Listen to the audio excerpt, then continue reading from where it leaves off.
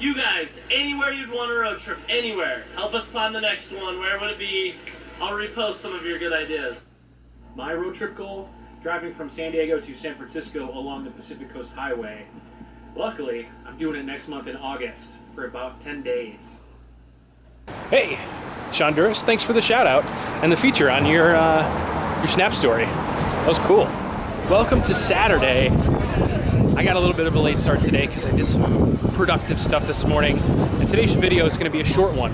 I'm just going out on a time-lapse mission. I am slowly working on putting together a time-lapse video, and I need to go get some extra time-lapses to fill things out. But I'm also going to show you guys how I make time-lapses and give you some tips and tricks on how to make your own. Also, check it out. It's got a little street fair going on.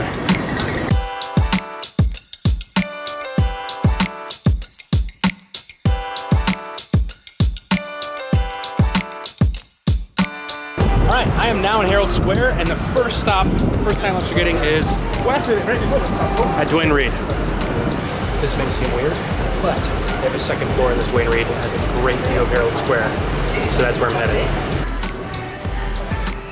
Manager to the back for customer service. Told you.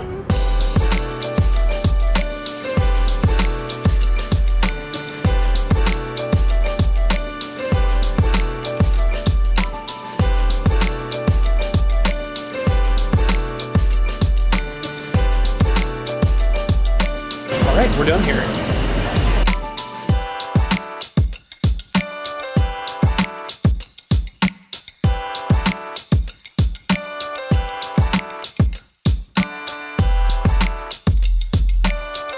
Okay, so first of all, please don't think that I'm some sort of time-lapse professional. I'm definitely not. It's a hobby of mine. It's something I really enjoy doing, and I like to think that I'm good at it because I've done it so often, but you know, take my advice with a grain of salt. And I would recommend, you know, doing as much research as you can if this is something you really want to get into. So, there are really 3 factors you need to think about when you want to film a time-lapse. First is the frame rate that you want the final video to be at. I shoot all of my stuff at 24 frames per second, and so for 24 frames per second video, I need 24 pictures for every 1 second of video. You have to think about that when you're taking your photos. And that brings me to the second thing, the frequency.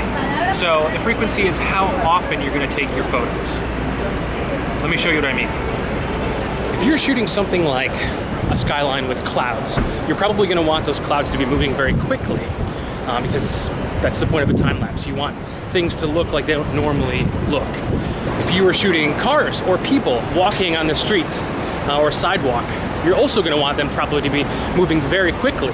But they move much more quickly, at least in the frame of camera, than clouds do. So, for something slow-moving, you will want to take photos at a much lower frequency. And what I mean by that is you'll take a photo every 5 seconds, every 10 seconds, every 30 seconds. And for something fast-moving, like people, cars, things like that, you'll want to take a picture more frequently, every 1 second, every 3 seconds. And the reason for that is because once you compress those photos into video files, you know, each photo, every frame, the motion's going to be sped up. And if you're taking a photo of clouds every 10 seconds, you're only going to be capturing that movement every 10 seconds. So if a cloud starts here and it moves this far by 10 seconds, you're going to take a picture here. So after 24 frames, that cloud's going to move really quickly. But if you're taking a photo every 2 seconds, you're going to catch every little movement every 2 seconds, and the cloud's going to move much more slowly than you want it to. Same thing with people. That's really sort of up to you how quickly you want quick-moving objects to move, but you don't have to set your frequency so low with the fast-moving objects. It's really up to preference, though. In case you're curious why that leaf kept coming into frame, it's because I had the camera set up in there. So the last thing to think about is the length of the time-lapse, the video that you want. This is where some math is involved. So let's think of an example. If we're shooting at 24 frames per second and we want a time-lapse that's 10 seconds long, we do a little bit of math. 24 times 10 is 240. That's how many photos we're gonna need to take. Now, if you're shooting photos every 10 seconds, This one I can't do in my head. Okay, Google, how many minutes is 2,400 seconds? 40 minutes. That time lapse, a 10-minute time lapse with an interval of 10 seconds, is gonna take you 40 minutes to capture. If you're shooting a sunset, you will most likely have a vague idea of how long that sunset's gonna last. So keep that in mind when you choose your interval and you choose the length of your time lapse. So now that we know all those three things, let's give it a try.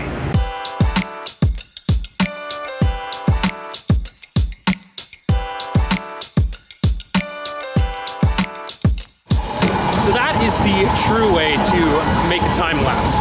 You take a bunch of photos, you stitch them together into a video, and it looks awesome. The other way, and pretty popular way because it's much easier, is to just take a really long video and speed it up. There are upsides and downsides to this, and it's become very popular. I mean, if you watch Casey Neistat's videos, he uses it all the time, and this is almost always the way that he shoots them. And it's great for that because you can start out with that regular motion video, a normal video, and then just speed it up, slow it down whenever you need to. You can't do that with a series of photos.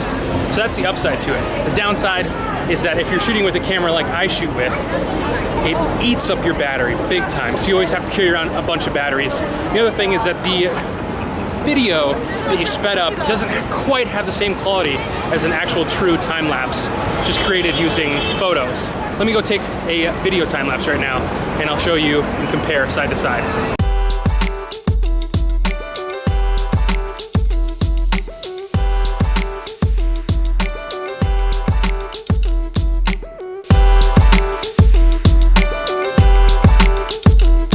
As you can see, one of them is a little bit smoother just because you don't have all those frames that it's going through. You just have exactly what you need. But, you know, preference is yours. Choose the method that you think is best for you and works best for you. Let's take a quick break from time-lapse talk. I saw an awesome band playing over here. Let's go check them out.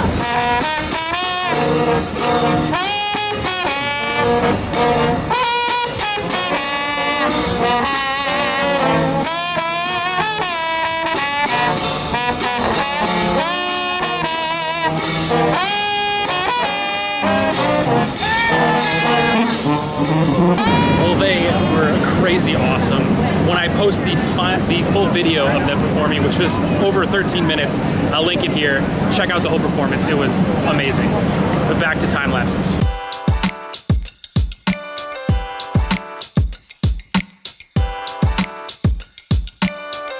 So you've got your pictures, you've got your video. The very last thing you need to do is turn it into a time lapse. There's many different applications you can buy or download to do this for you. You can use any video editing software you have. If you're just speeding up a video, it's very easy to do that. I'm not gonna go into the details. Here's a video from one of my favorite YouTubers. His name is Griffin Hammond.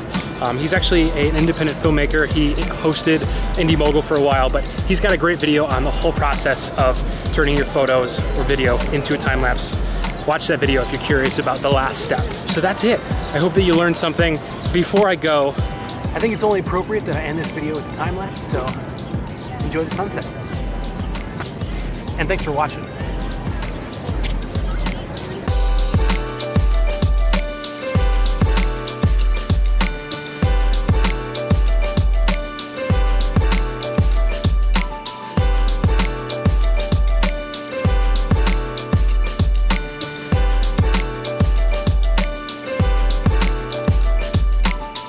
All right, just to sum things up, things you're gonna need: a camera that takes time lapses. You don't have a camera, your cell phone works, and some sort of steady surface.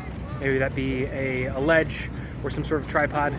The camera can't move while you're capturing the time lapse. And then the other three things you need to remember: frame rate, interval, and length of the time lapse. You got those three things, you're good.